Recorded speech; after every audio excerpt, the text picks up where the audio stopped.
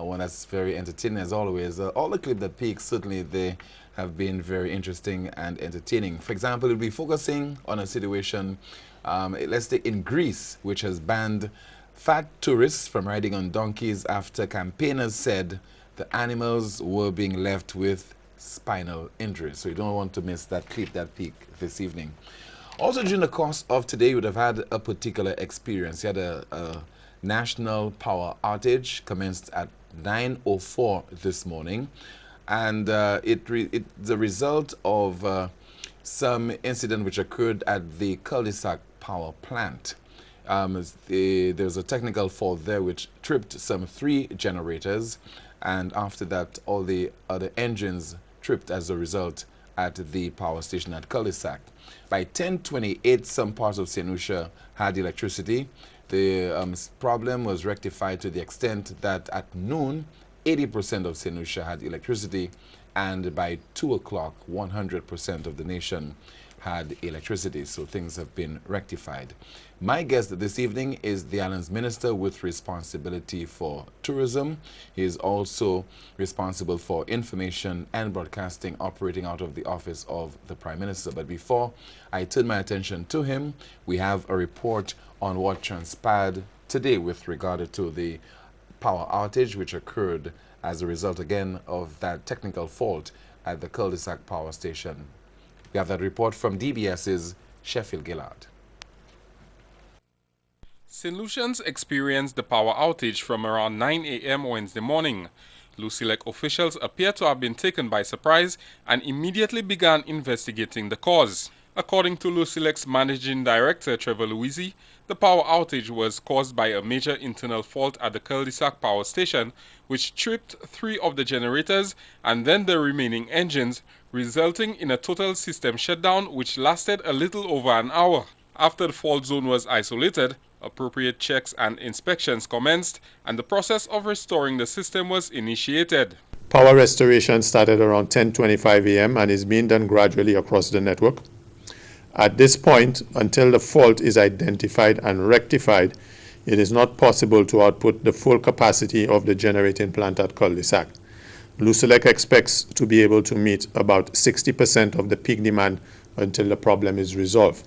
Speculation was rife that Lusilec employees deliberately triggered the blackout to send a message to the company, a claim Mr. Louisi has dismissed and has described as quite unfortunate. I think it's unfortunate that people, rush to such decisions or assessments. I can tell you confidently that from the discussions that I've had with the chief engineer and what we've been able to accomplish or identify thus far, I see no correlation between what has occurred and the thoughts that or the perceptions that some members of the public may have. According to the Lusilec official, the last time St. Lucia experienced an island-wide power outage was approximately 5 years ago. For the DBS News World, I am Sheffield Gillard. Sheffield, for this report which was filed this evening during the DBS News World.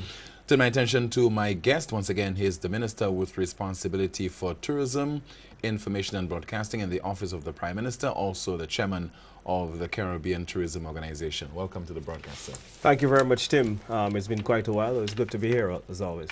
As far as you are aware, Mr. Minister, what impact, if any, the power outage had on the local tourism industry? Well, I think that Lusilec can be forgiven. I think that they've always been very consistent. And, in fact, the tourism industry's success is very much predicated on the success that we've had with Lusilec. Very consistent and reliable. And I think that the impact was very minimal in that most hotels do have generators. So there was a lot of backup power. So I didn't receive any complaints. We can see now that the situation has been restored to normalcy. So I think that everyone will be pleased. But as tourism minister, from time to time, whenever there's any event, any occurrence that would have an impact on the nation as a whole, you would be concerned because inadvertently, directly, that could have a negative impact on the tourism product. Yeah, but the impact here would be very negligible because the power was back on by 10:20 in some areas, and then a lot of the main hotels as well do have their backup generator supply. And in addition to that as well, this happened during the day when people would be doing a lot of excursions, daytime activities by the pool, which wouldn't require a lot of electricity. So I think that normal operations would have been perhaps affected in offices and so on, but certainly not anything to worry about. But in a general sense, do you fret when you hear something has happened in St. Lucia on a national scale and you think, well, I wonder what impact this will have on the tourism product? Do you find yourself in that state of mind from time to time? Not necessarily, because I do believe that, you know, the people that visit our countries, they have their own situations in their own countries, and they have challenges in their own countries. It might not be a power outage, but certainly it may be something else. But after all, this is supposed to be paradise. That's a perception it that it normally is they have. paradise. Yeah. I mean, I would have gotten the reports. I spoke to the president of the SLHTA before coming on the show, and didn't get any negative feedback from her. I don't think that she's gotten any reports from her members that normal operations were disrupted. And I think as well, we've got to be fair to Lucelec in that I think that they remain one of the best electricity companies in the Caribbean, and certainly they do give a consistent, reliable service. And you know, when you look at in terms of disasters, you see the tenacity, the commitment by their workers to go out there and restore power as quickly as possible, working through the night, you know, sacrificing time with their families, and that must be looked upon favorably. And I think it's really good. It comforts me as tourism minister to see that we have an electricity company of such a good reputation and with such capacity as well. You know, the island's Labour Minister, but there's a dispute that's ongoing now for several years between Grade 1 employees of Lucelec and the company, the power company. How concerned are you that this has been lingering for a while? Realizing, for example, that we had this power outage over just a few hours. If, for example, this issue lingers, and God forbid, you have a power outage because of the sickard for an extended period, it certainly can have a deleterious impact on the tourism product. How concerned are you that this issue continues to linger? But I don't want us to speculate too much. I think that the fact that the power is back on sends a very clear signal that despite there might be an issue of industrial relations or industrial unease, that there certainly is a very normal situation at Lucelec. And I think let us cross that bridge when we get there. I don't want to predict what will happen. I don't know all the facts. But obviously we do not want to get to the point where we have power outages or power outage over a prolonged period. This certainly will not be good for the tourism industry. It wouldn't be good for any industry. It wouldn't be good for normal life as well. But I don't want to preempt what will happen or to speculate what caused the power outage or whether there's a correlation between the two issues. I think we just have to wait and see, and to allow the normal process of what is a very routine process of, you know, employees and their employers negotiating the terms of their employment, and let that process go through. It's between the unions, the employees, and the employers. But you obviously would not want this process to be prolonged. I don't think anyone would want it to be prolonged. I don't think the parties involved would want it to be prolonged either. But at the same time, I think we just have to hope for the best. You recently appointed chairman of the Caribbean Tourism Organization at the conference held in the Bahamas. What does this mean? As far as you are concerned, what does this mean to you as an individual?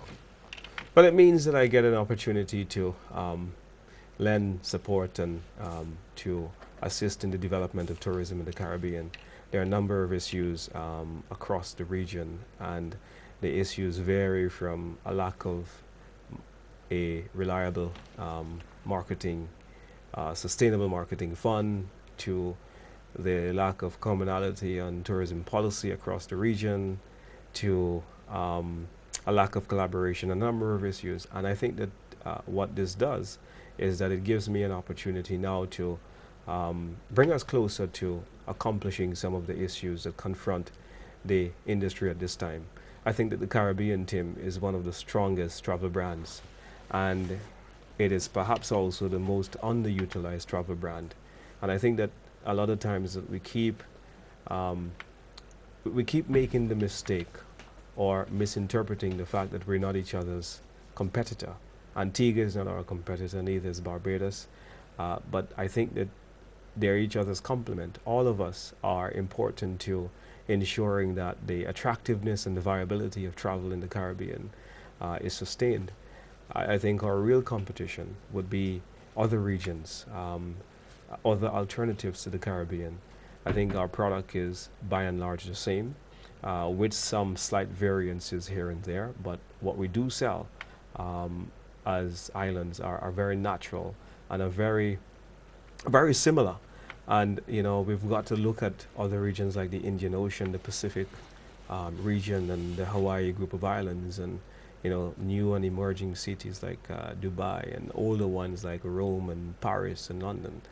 This is our real competition, and I think that we've got to come up with a collective strategy. We're better placed if we work together as one Caribbean to effectively address those issues jointly as a region. But hasn't the CTO been dealing with the same issues for decades now? Absolutely, and this is how will you be able to make a difference? This is happening at a time when the history that surrounds regional integration on a number of issues have been a very poor one, whether it's the CSME, whether it's the free movement of people. But certainly, Tim, I think that we have to look at the future optimistically. I think that we've had some opportunities which may have demanded that we have no choice. When we look at what happened last year, for example, in a very active hurricane season, we saw that not only the islands that were affected were tremendously impacted by arrival numbers, but those islands as well, like St. Lucia, that weren't affected, also had tremendous difficulty in growing their markets and performing to the best that they could have. Why? That's because the entire Caribbean had this sort of bad reputation. People were afraid to come because of the hurricanes.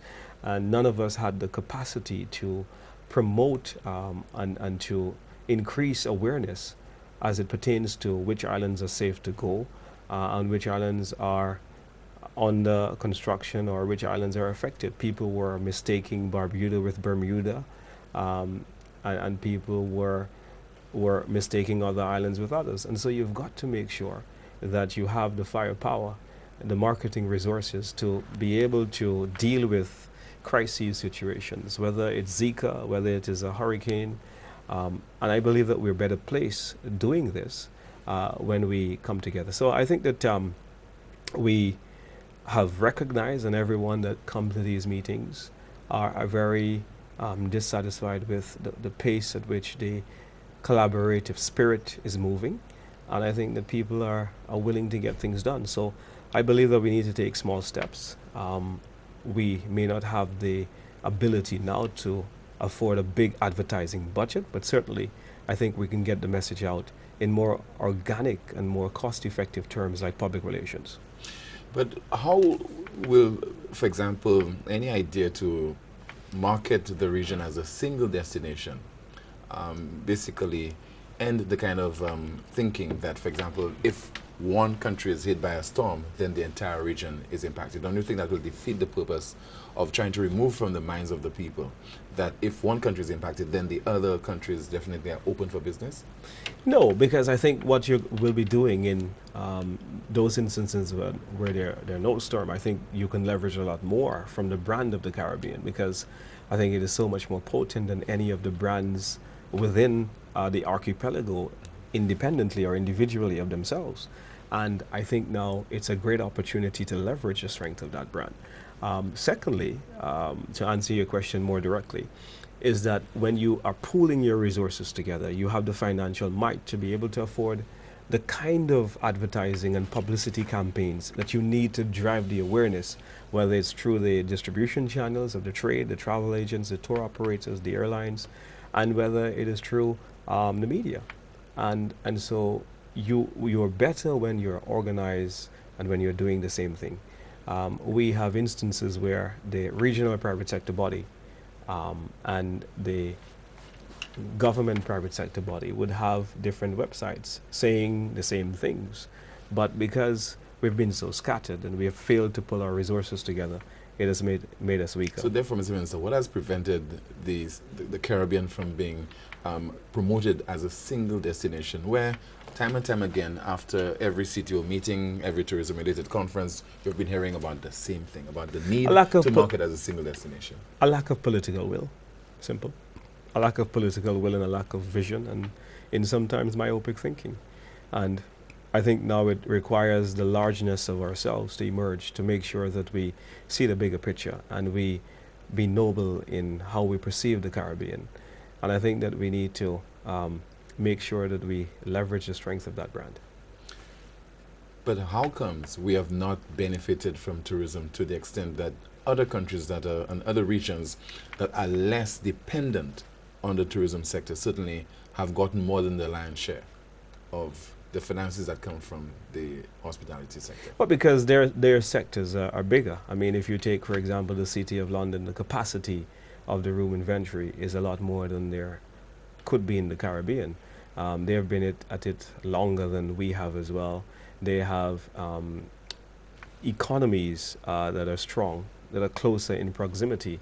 I mean, how do you compete against domestic U.S. traffic, where there's a lot more infrastructure in terms of the access to these city destinations that they have? How do you compare your marketing budget or the marketing budget of any of these individual islands to the budget of the New York Tourism Bureau, for example? So I think that there are a range of reasons why, but I think that we are just about 3% of the market share in terms of the regional, or in terms of the global air passenger arrivals, but we're about 35%, which is pretty high for cruisers, which makes us the #1 spot for cruising. And that is because we are related to the, or directly located next to the hottest cruising market, the United States. What has to happen now is that the region must come together and strategize as to how we can increase even more in the cruise side of things. Is there a justification for any nation being a member of the Caribbean Tourism Organization? Let's take St. Lucia, the membership dues that we might be paying, considering that we're discussing the same issues, tackling the same problems, and as you put it, there's not been the political will on the part of the relevant authorities to tackle those problems so that we could accrue greater benefits, not only for those countries, but for the people in those countries. There's a lot of benefits. You look at, for example, you learn from each other's strengths and from each other's experiences. You know where each islands are as well. I think one of the things that you have is the benefit of regional research. You can copy best practices. You can certainly collate on a range of issues that may affect the region when dealing with international matters or global matters as it pertains to tourism. So there certainly is. There have been times, for example, in response to the 2008 crisis, they've had a regional campaign where the Caribbean came together and promoted a campaign that is called Life Needs the Caribbean. And now we have been able to raise in the vicinity of about $500,000 for a marketing campaign in response to the hurricane season last year. And that campaign is dubbed The Rhythm Never Stops. So these are all initiatives that the individual countries may not have been able to afford themselves. And so there clearly is, but there is so much more in terms of opportunity. And we need to look ahead to the future with optimism. One of the very important meetings that I had today was one to take a very critical look at as to how we can manage our own distribution through the channels of the internet and the using technology to see how we can raise more money for marketing the Caribbean. I think we need about $10 million to do this job.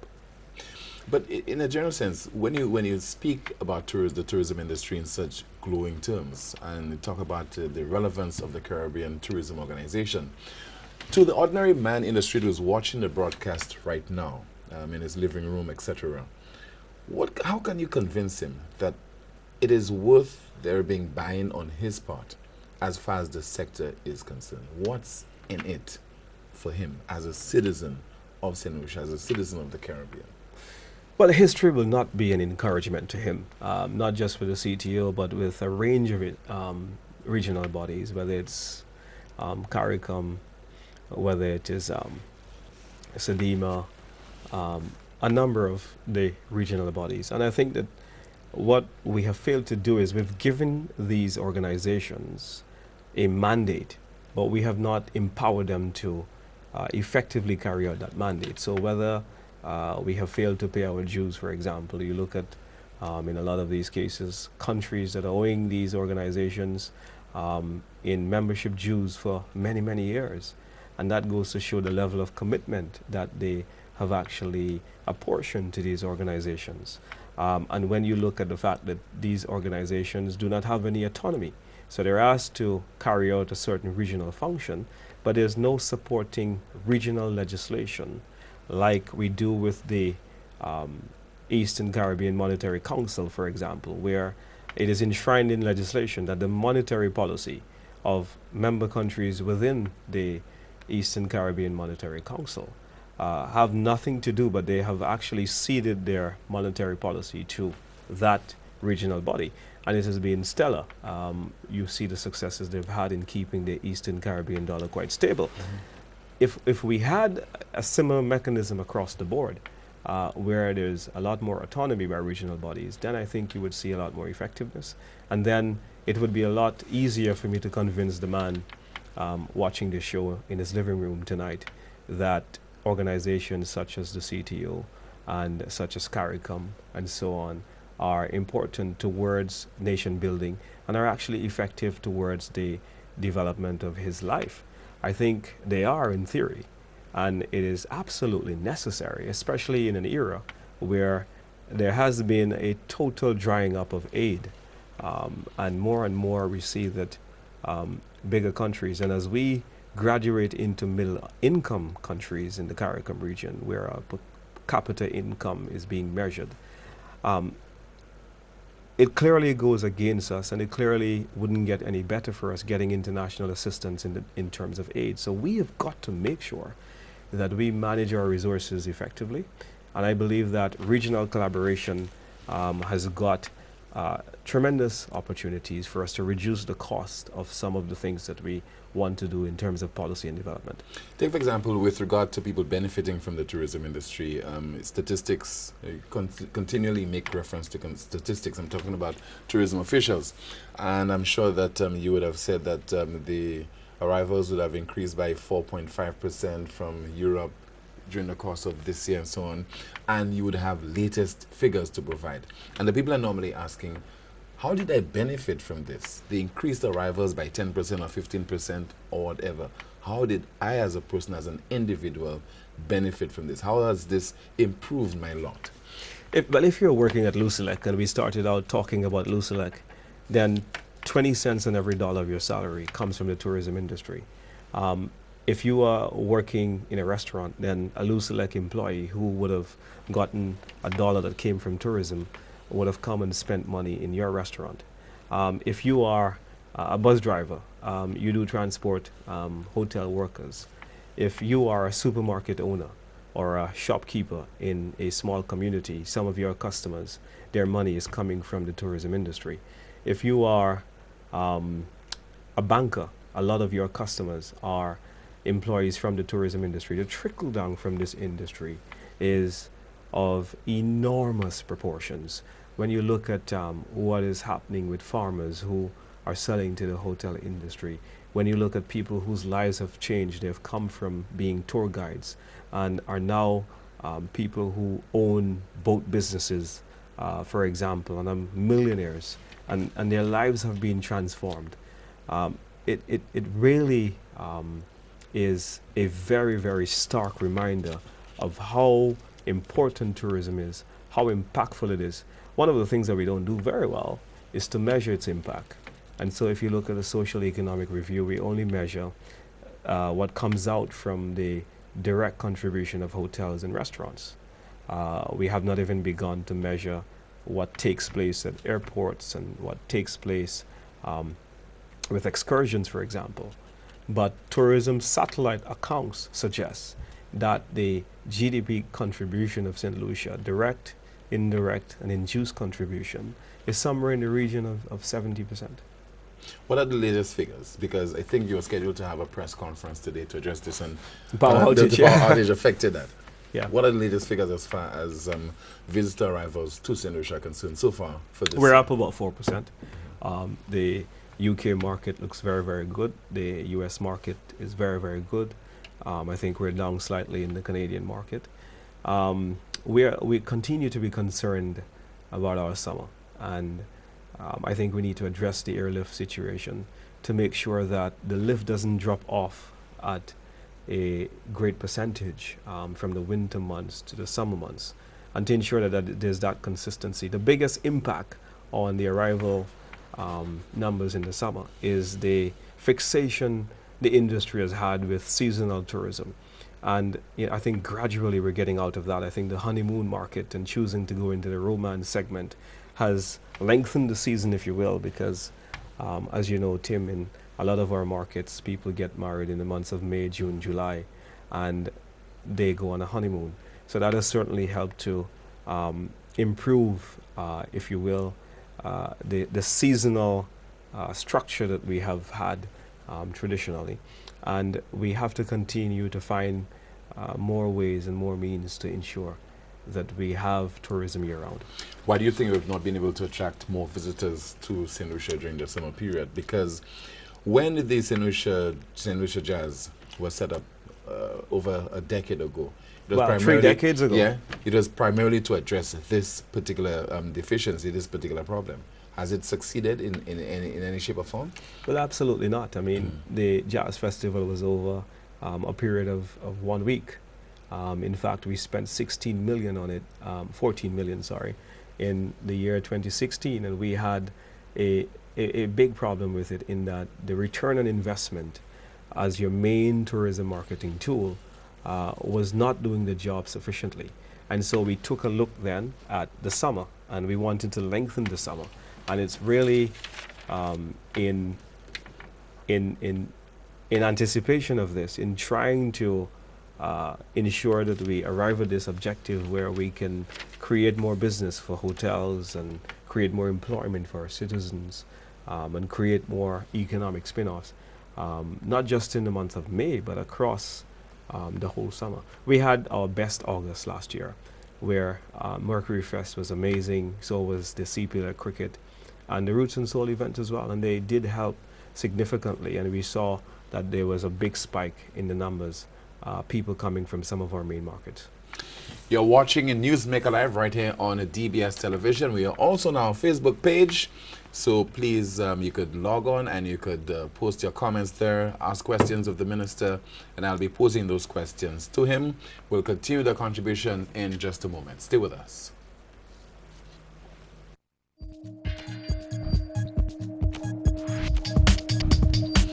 Welcome back. I see that you're on our Facebook page and you have a conversation that is taking place right now. You can also pose your questions on the DBS Facebook page, and I'll be asking those questions and posing those questions to the minister once again. Minister with responsibility for tourism and also information and broadcasting in the office of the Prime Minister, Mr. Dominic Fedee. With regard to climate change and its impact on tourism, clearly the evidence is there. It is taking its toll on the tourism industry, the tourism product. We just have to hack back to the period where Dominica was impacted, also Puerto Rico and so on. In a general sense, how concerned are you that, for example, the tourism product and the tourism industry in the whole in St. Lucia and other small island developing states in the Caribbean can be severely impacted or even damaged? Well, I think last year was a very, very stark reminder as to how vulnerable we are, not just in the tourism sector, but I believe just our very survival in these small countries. But not only that, Tim, I think that whenever there's a hurricane, I think that the disaster last year showed that not only countries that are impacted, but also countries that are not affected are impacted because of a similar geography, because of being in a similar region.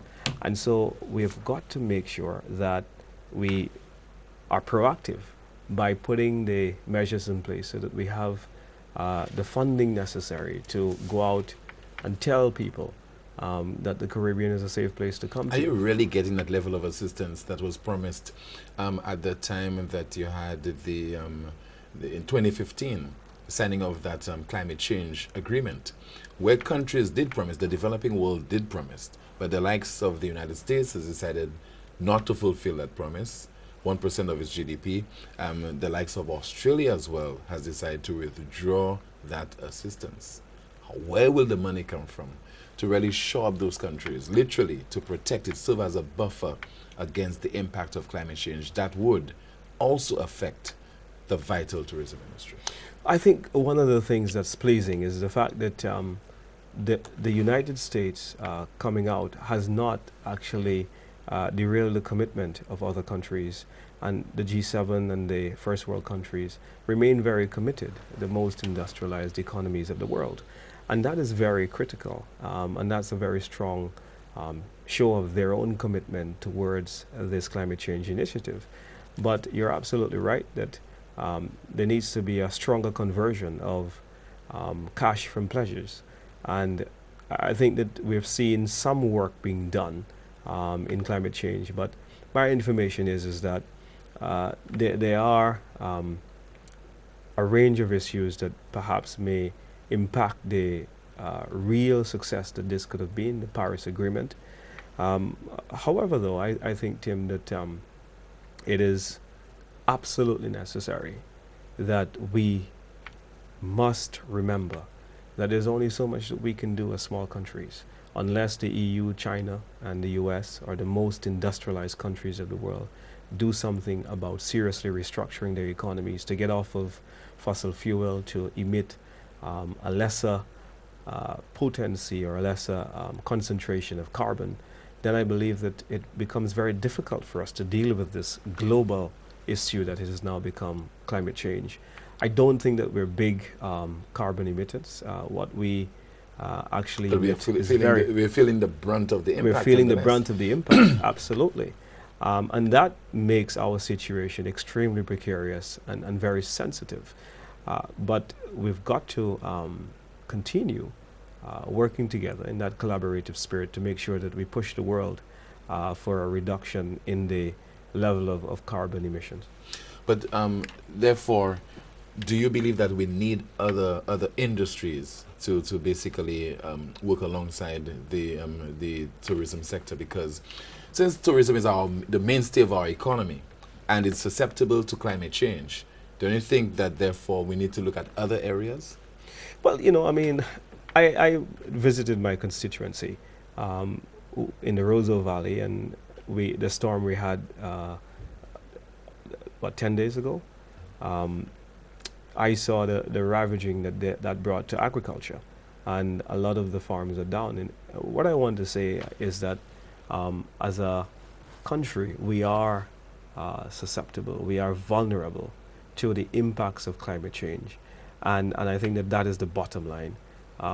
What we must ensure is that we keep lobbying and we keep making the case globally, finding as many like-minded countries as possible to get this to be a global solution. How much of a concern is the whole problem associated with climate change to our local hoteliers, restaurants and establishments and so on, since a lot of the hotels are located close to beaches, close to the sea, the seashore? Well, the buzzword now in Caribbean tourism circles is resiliency. Everyone is making sure that they adjust, their SOPs to see how best that they can adjust to the ever-existing threat of climate change, even though in some instances the infrastructure that are built around tourism is an age-old situation that predates climate change.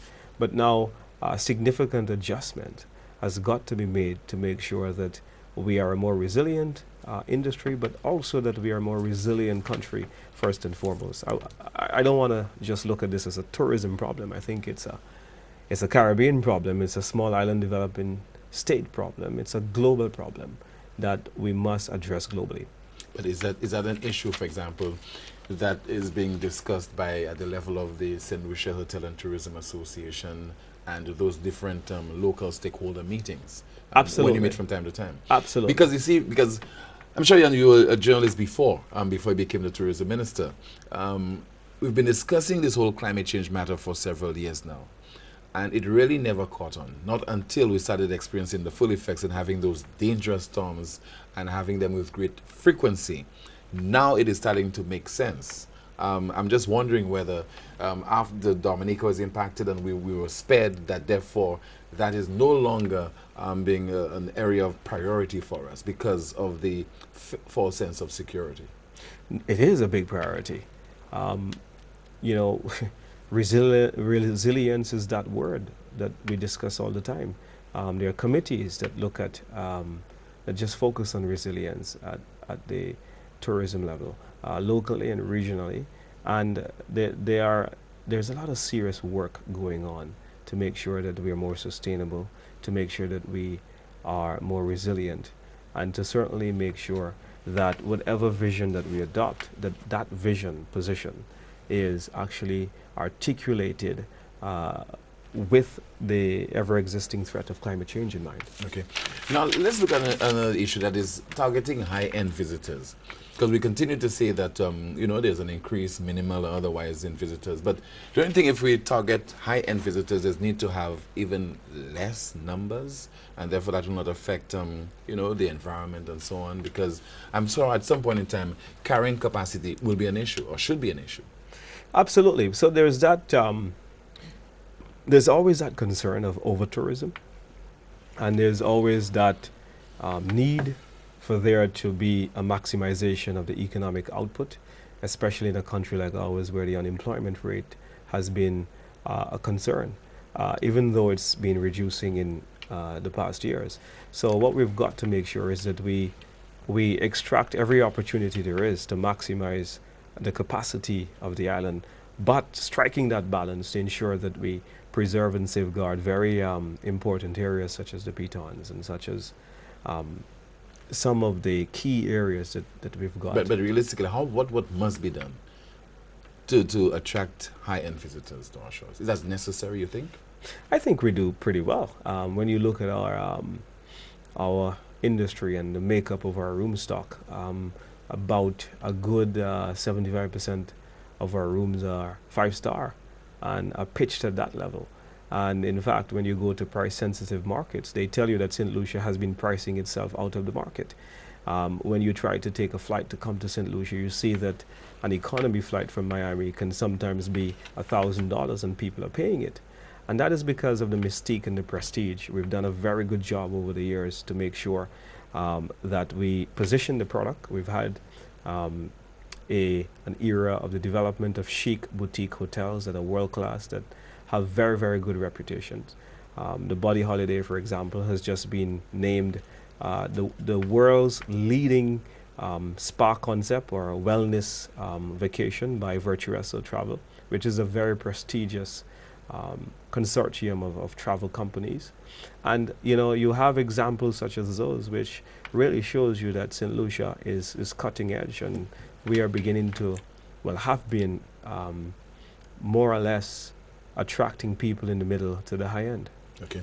Improving the local tourism product, because we hear ever so often that people come to St. Lucia and they basically go to the beach, they relax, go on a few excursions and so on, but they look forward to more. When they visit the Castries Market, they're expecting more. When they visit the arcade, they're expecting a lot more. What about improving that local tourism product? We've been hearing about this for decades now. Has there been any kind of improvement? Well, it's actually happening now through a project called the OECS Tourism Competitive Project. The project is about $27 million US, and St. Lucia's component is 15 million. So it's between 3 countries, St. Lucia, St. Vincent, and Grenada. And we have committed to spending 40 million Eastern Caribbean dollars over a 6-year period. And it's looking at improving the facade of the downtown Castries area. It's looking at improving logistics at existing sites and attractions. And it's also looking at improving the facilitation of a ferry service between the three islands. And you know, those three initiatives, or broad areas of focus, are actually going to address the issue of the product significantly. So one of the components in increasing the Castries market is the whole market experience. We have outlined a vision which suggests that the Castries market is not just a place where people go to trade anymore, but it has got to be a place in its own right. It has become a destination. And that destination that is located on the waterfront, the harbor of the cruise port, where you have, this year we will have 800,000 people coming through the cruise ports. And we have to say, what are we going to sell to them? What are we going to offer them? And so we've begun that process. We've trained already over 100 vendors who have graduated through the program to improve their product offering, their sales technique, customer service, and the whole experience that they offer people. And this is really in direct response to what the market is saying. And you're exactly right. Millennials are saying now that they want to go to places where they can have great Instagram experiences, places that are experiential, places where culture is well defined, it's potent, where the people have got rhythm and flavor and vibe.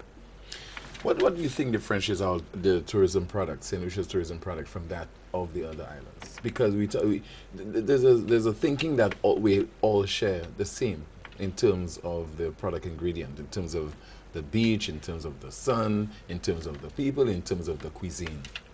Is there anything different than you'll get in St. Lucia compared to Barbados or Antigua or St. Vincent? Well, there's quite a lot. There's a special mystique and charm about St. Lucia that cannot be copied. The people bring a certain level of chicness and a level of charm and sophistication to service delivery. The attractions such as the pitons and the volcano, there's no volcano in the Western Hemisphere that is perhaps as accessible as ours.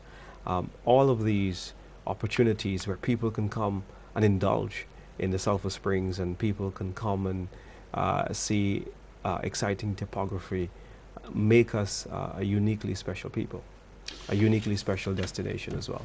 You're watching Newsmaker Live. We're due for another break. The broadcast will continue in just a moment with my guest, once again, Dominic Fedee, the Minister for Tourism, Information and Broadcasting in the Office of the Prime Minister.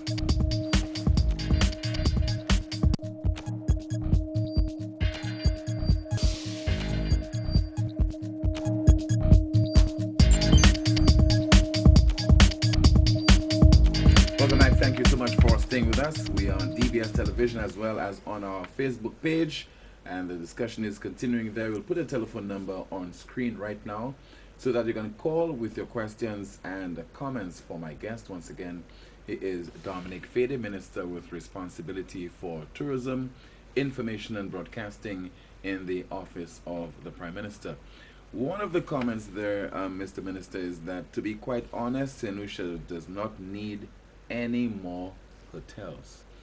We've been hearing about projects that are being undertaken and controversy surrounding those projects and so on. Is it worth going through that all over again, considering that we have so many hotels already in St. Lucia and thousands of rooms? We also have thousands of unemployed youth. The youth unemployment rate is at 38%. You see, as a government, there are so many things that you have to consider. You have to consider the employment needs of your people, and you also have to consider the therapeutic and recreational needs of your people as well. And you have to consider your foreign exchange capacity. You have to consider a whole host of things, the social contribution that can come from the industry. I don't think that we have reached the capacity yet where we are totally maxed. I still believe that we do have some opportunity, but I believe that we are reaching the point where we have to be measured and methodological in terms of how we develop our industry. About how many more hotel rooms we need in St. Lucia to consider that we are at our optimum level? or maximum level? I would rather that come from a national master planning. I don't want to say a number, but I believe that it has to be done by experts. I'm no expert in physical planning, so I would rather to get that advice from them. Okay. But how is the competition going among the islands for tourism development, such as hotels and so on? We have a call online. Let's try to get that call on the air. Good evening, Newsmaker Live, you're on the air. Good night to you. Hi, good night to you, caller. Good night to Mr. Freddy. Good night, sir. I've been hearing something going around. Mr. Freddy, will we shift around in the coming months to another ministry? I'm not hearing him. Okay, so can you go again? I said, will Can it you be hear shift the around at all? to another ministry? Because I understand that there'll be some chairs swinging around, some musical chairs. What? I understand Mr. Freddy might be going to another ministry, and his ministry might be taken care of by somebody else. So I'm just asking a question. Okay. Will there be some kind of reshuffle whereby you will be Right, removed yes. from your post as minister with responsibility for tourism? Absolute nonsense. What? He says not true. You heard him. But can you hear the caller at all? No, if it was what you're saying, I'm saying it's absolutely ridiculous. Okay, let's see what's happening in the coming weeks. Thank All you. right. All right. Thank you so much. As we continue to take your calls, we hope that the minister will be able to hear your calls, but continue to call us right now on the program. Once again, my guest this evening is Mr. Dominic Fede, Minister with responsibility for tourism, information and broadcasting in the office of the Prime Minister. Do we have another call online? Okay. We continue to hear about... Okay, we have a call. Good evening. This is Newsmaker Live. You're on the air. Hello? Hello. Good evening to you, caller. Hello. Good evening to you both. Hi. Good evening. Yeah, Minister Fede, can I ask you a question about your constituency? Sure. With regard to a hotel there on the West Coast, is that hotel still on? There's supposed to be a 5-star hotel. On the West Coast? Yeah, Of which around part of the Cambridge constituency? area, Belvedere. Belvedere. Oh, that is we came in and we, this project was negotiated prior to our involvement, well, our government, and I think that what I have heard is that they are making their application to DCA.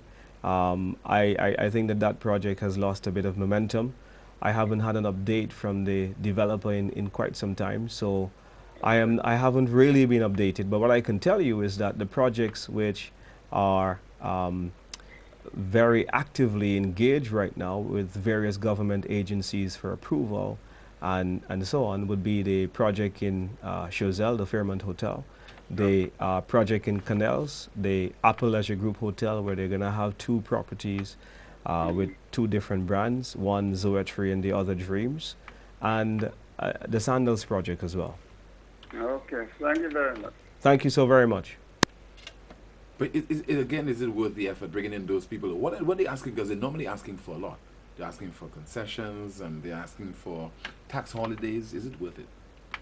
It absolutely is. I think that you need to look at the islands, and you need to look at how difficult it is when you're on an island with very limited resources. The inputs that go into tourism make it very expensive and can render you uncompetitive if you don't level the playing field. So if you look at a place like Mexico, they have oil. The cost of electricity is about 3 times what it costs here. The electricity cost is about 1/3 of the operating cost of a hotel. The cost of labor in a lot of these jurisdictions like Dumbrep and also Mexico also makes them a lot more competitive than it would make us. I don't envy that position. I believe that salaries need to be as high as possible, and I believe that we should work towards getting hotel employees the highest salaries possible.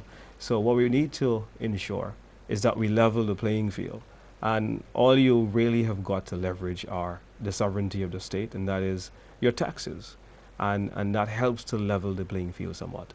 We have a call standing by. Good evening, Newsmaker Live, you're on the air. Hello, good night. Hi, good evening to you, sir. Yeah, well, I'm just calling to say that I'm very proud of Mr. Fede.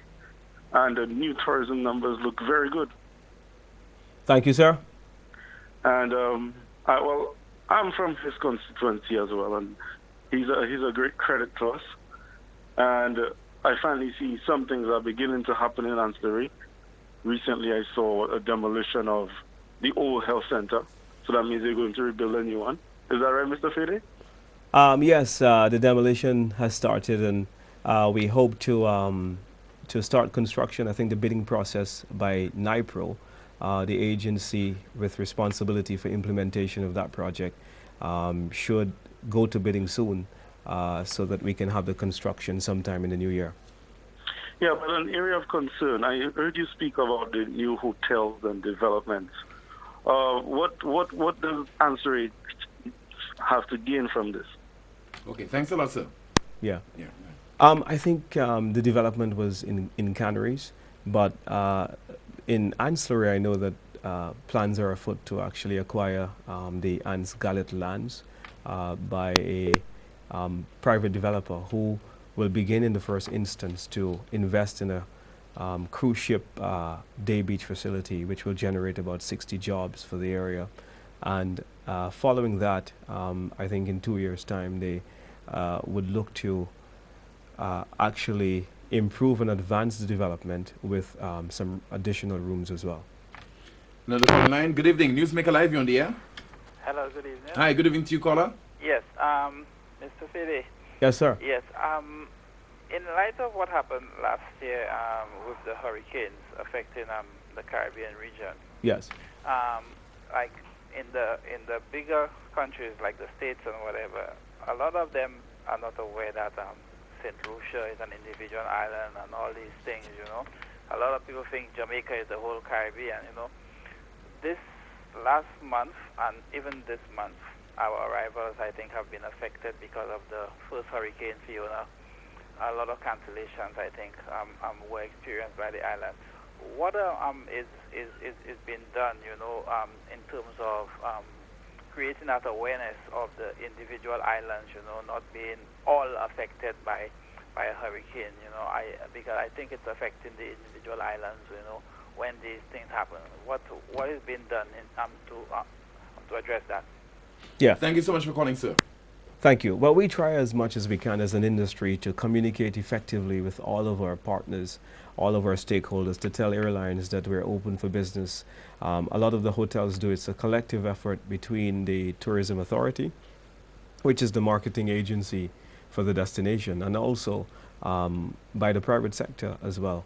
But I was making the point a bit earlier, caller, that there's only so much we can do as a country with very limited resources, and it then makes a very strong case for us to effect a regional marketing fund so that we can be stronger in this regard. Another caller 9. Hello. Yes, hi. Hi, good evening to you, sir. I have a question for you, Minister Dominic Fede. Yes, Sure. go ahead, please. Does this go to say that we'll be seeing new airlines coming to St. Lucia in the near future? Yes, we absolutely do. So we have in December 19th, we do have American Airlines. They've just announced 7 new weekly flights coming to St. Lucia. We also have an extra flight from JetBlue. So instead of 1 on Saturdays, as of November, we'll have 2 JetBlue flights. We also have an additional Air Canada flight, which is starting a lot earlier in the winter. And they'll be also adding what is called their Mint service, or their high-end or first-class service. So you're absolutely right in suggesting that, sir. That's the extent of your contribution, sir? Yes. One more thing to my concern. When I think of the people from down south, basically, if you look at Vieux-Fort, we see a lot of guys normally have to come up to Gros Islet Castries to get work. are you guys putting things in place to try and create more employment, for example, down in Beaufort, down south? Thank you so much for calling, sir. Yeah, well, we certainly have. If you look at the Ojo Lab facility, I think that there are over 200 employees that are working there, young people. And this is diversified. It's not agriculture, it's not tourism, but it's in the information technology business. And what they're doing really is that these people are learning artificial intelligence technology. They're using how to leverage that in the operation of a call center. We have just had a meeting with the Carnival Cruise Line people, and we have confirmed the financing. They've just had a visit here where my Prime Minister and myself took them to the site where the new cruise ship terminal for the south of the island will be. The airport construction is going to start soon. Cabinet has approved the drawings from the company which designed the airport, a company out of Miami that designed the Miami International Airport. And those drawings should be submitted to DCA very shortly, by which, following approval, construction will start on this major project in the south. That will not only bring construction jobs, but when completed, will have a state-of-the-art facility. Jet bridges, shops and restaurants, and VIP lounging facility for a number of the hotels that facilitate their passengers. What's the justification for deciding to access a loan to finance the rehabilitation of the Uranora International Airport when the previous administration had gone through the PPP route? In that we would not have to take a loan to finance the project, and instead going through the PPP would have resulted in that particular entity taking responsibility for the maintenance of the hotel over the airport, over an extended period. Well, first of all, they've left us with a bankrupt country. And when you have inherited a bankrupt situation, such as the one that the St. Lucia Labour Party has left us in, you've got to then make sure that you be very creative in your financing. So we engage a friendly government, and when you look at the interest rates, it's very concessionary, and it is a diplomatic friendship with the Republic of China, Taiwan.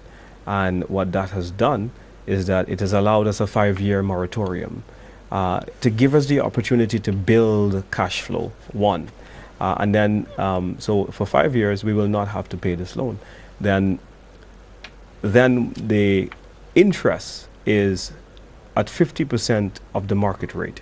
So it's somewhere in the region of about 3% is the negotiated term. We believe that the Uranora Airport has the capacity and has been profitable. And we believe that if it's profitable, then we need to leverage the strength of the revenues that are coming in. And we believe that outsourcing in this instance of a statutory or a state asset is not in the best interest of the people of St. Lucia. We have raised the tax. The previous administration was going to raise the tax to allow a foreign company to manage the tax. And the revenues were going to go straight into the coffers of this foreign company. And we're saying that if they can do it, then we can do it as well. They were bringing nothing to the table as far as we were concerned. And this is a loan that whereby we have the capacity to repay the loan. We have a caller 9. Good evening, you're on the air. Good evening. Hi, good evening to you, ma'am. Good evening. Just need to say congratulations. I'm very, very proud of Dominic Feely. Continue doing a good job. Thank you very much. Thank you. But how do you justify this when, for example, in the case of our hospital, consideration has been given to going down the road of a PPP arrangement? But let's take a call. Good evening, this is Newsmaker Live, you're on the air. Yes, good evening. Hi, good evening to you, caller. Mr. Feely. Thank you. I think congratulations are in order to Mr. Feely for his appointment as the chair of the tourism organization. I'm not sure what it's called. But you all had a discussion there about the airport. Currently, the Uranora International Airport, I mean, it's open for about, I'd say probably about 8 hours or in fact not even 8 hours, maybe about 5 hours in terms of planes coming in. because the first plane comes in somewhere around 12:30, 1 o'clock, and the last one lands at about 4 o'clock thereabouts, and then the British Airways flight and the Virgin flight go to Trinidad, Grenada, and then comes back to St. Lucia, which extends it a bit. But in between that period, there's nothing happening. What is being done to make that airport, in terms of flights coming in, operate, a little longer? Because currently, I really don't see, it's doing enough in terms of that. What plans are ahead to get the Urinnuri International Airport to operate longer? Are you calling from the south, caller? No. I'm okay. From Okay. Thank you so much. I appreciate your contribution. Well, first of all, I must congratulate the caller. He certainly knows his stuff. He's a tourism professional, no doubt. He's in the business. And he's absolutely right. I didn't get the last part of the contribution, though. He was asking, did you get what he was asking? What he's saying is that how can you maximize the use of the airport, considering its limited use at the time? Okay. So, and that goes back to the conversation we were having about about how many hotel rooms do we need. I think that the airlift capacity will build, and the airport will be maximized. The potential of it will be maximized when there is the expansion of the hotel sector. I think those two things go together. In tourism, land-based tourism, you need rooms and you need airlift. What we have seen, and the caller has outlined a congestion problem in these periods between midday and 4 o'clock. And you need more aprons to expand the amount of airplanes that you can bring, albeit around that time. So this new facility is going to solve that problem. But also it's going to solve another problem, and that is a number of our islands nearby. They have gone a step ahead of us. Antigua has a brand new airport. Jamaica has a brand new airport. I've just got back from the Bahamas, and their airport is really state of the art. And so we have got to now step up our game and up our tempo with the times. I asked you a question earlier on about the justification for deciding to take the loan to finance the rehabilitation of the Urinnuri International Airport versus deciding to go ahead with the previous arrangement by the SLP administration, the PPP. Let's talk about going on that route as far as our hospital is concerned. So first of all, the SLP must make up its mind whether PPPs are the prescribed format by which we should govern statutory bodies, or we should make investments, or we should approach developments. We have been hauled over the coals by them to even attempting to do so, even though the representative from the European office of the Eastern Caribbean, the EU ambassador for the Eastern Caribbean, has said that the cost of healthcare is a costly business. And for small island developing states, the best practice has been that countries leverage investment in the form of private public sector partnerships for the best and effective management of healthcare. That speech is all over the internet, on YouTube. We've spoken about it. But the SLP has conveniently clung to this position that PPP is somehow a bad thing. We believe that not in every instance a PPP is worth the while of the state. We believe that the country has the capacity to manage the airport and make a successful business out of it. And when you do, then the other people are bringing nothing to the table. But it's not the same in the case of the health sector. You have companies that can bring a lot to the table to help us to manage and to help us to acquire much needed resources for us to finance the healthcare needs of our people comprehensively. As far as the Urinnuri International Airport project, when do you plan to start that particular exercise, and the duration? What's the duration? The Urinnuri International project, when do we intend to start it? Well, I think that sometime next year would be a safe bet. I know that SLASPA may have a date.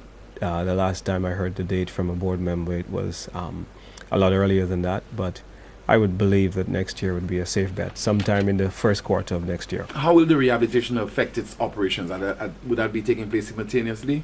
You have the operation. Well, the location will not maintenance, affect the existing facility. There's going to be a brand new terminal. So that terminal is going to be where the car racing facility is. I think it's called the Kakabeth. Okay. Yeah. Let's get a call. Good evening, Newsmaker Live. You on the air? Good evening. Hi. Good evening to you, caller. Mr. Fede. Good evening. Yes, I'm here, sitting here at home listening to Mr. Fede. And, you know, I it would be remiss of me if I don't take him up on the comment he just made. He said that with the PPP for the airports, the people are bringing nothing. I want to ask him, what is Mr. Tewa King bringing in the DSH project in Viewfort? And also, the people with Ojo Labs, what did they bring in? Thank you. Thank you so much for calling, sir. Well, the people of Ojo Labs, they've brought a technology. They have brought significant skills. They're putting their own money into this as well. And they certainly, in our contractual arrangement with them, and if you have a chance, you should try to see if there's a leaked copy of that document. And you will see that there are certain requirements which we have tied them down to. The monies that we're investing in is going into training and to developing and exposing young St. Lucians who have been neglected, by the way, by previous dispensations, who really were left with little hope. And so what we're doing is to make sure that we give the people of the South, the young people of the South, the best opportunity that they can, whether it is through technology, whether it is through the building of our international airport to increase arrivals, create more jobs, or whether it is through the cruise terminal, which we will be starting construction on very soon. Hello, good evening. Hi, good evening, Tim. Hi, good evening to you, sir. Okay. Hi. Minister, just a question. Recently, St. Lucia hosted, alongside the Caribbean Islands, the EPL matches, and St. Lucia Stars, was visited home. Now, as tourist minister, how can you assist some of the vendors? A lot of the vendors were left without payment by the management of this company. As a minister and as government, how can you assist in trying to get this company to pay some of the St. Lucian vendors who have spent a lot of money, to make this a success, and they've just walked out without paying them? I just want to know how your ministry, through the Ministry of Tourism, because this is a big tourism project for the country, it brings in visitors. How can you assist some of our St. Lucian vendors in trying to recover the funds from from the management of Stars? Thank you very much. Thank you so much for calling. That situation was brought to my attention a couple of weeks ago, and I did pick up the phone straight away upon hearing about it, and I did contact the investor myself, and I said, listen, you need to do right by the people of St. Lucia to make sure that you honor all of your bills. I want to say to you, caller, that I'm going to see to it that every single cent owed is paid. I'm going to do everything that I possibly can to make sure that the people who worked hard and where their contractual obligations, that those obligations are met, and that we send a very clear message to that investor that St. Lucians cannot be taken for a ride. And I want to promise you that, and I will make sure that that is done.